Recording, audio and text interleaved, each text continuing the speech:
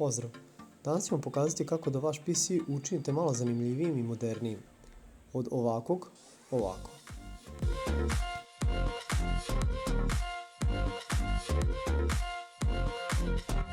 Proziran taskbar i dosta zanimljivih tema za pozadinu.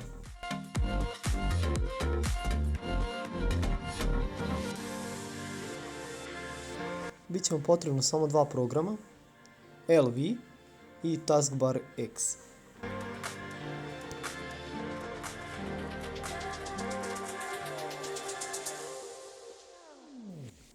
Taskbar X ćete morati da raspakujete, nema instalacije, samo ga raspakujte i pokrenite. A skinite isključivo ovu verziju koju vam pokazujem, jer je to za proziran taskbar.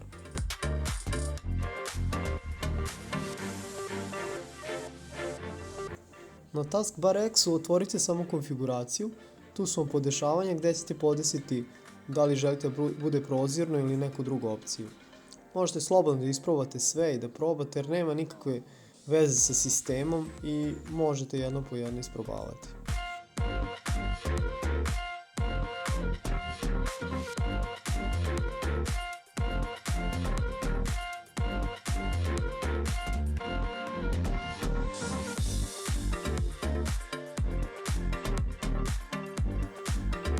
Idite samo na ovu adresu, link ću vam ostaviti u descriptionu i samo downloadujte program i pokrenite ga.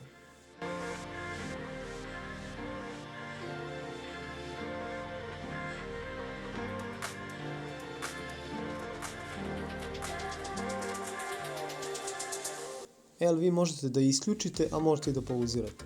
Možete da podesite da li da vam se pokreće zajedno sa Windowsom ili da ga uključite vi sami.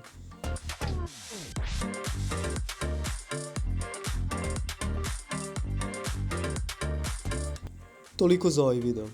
Pozdrav!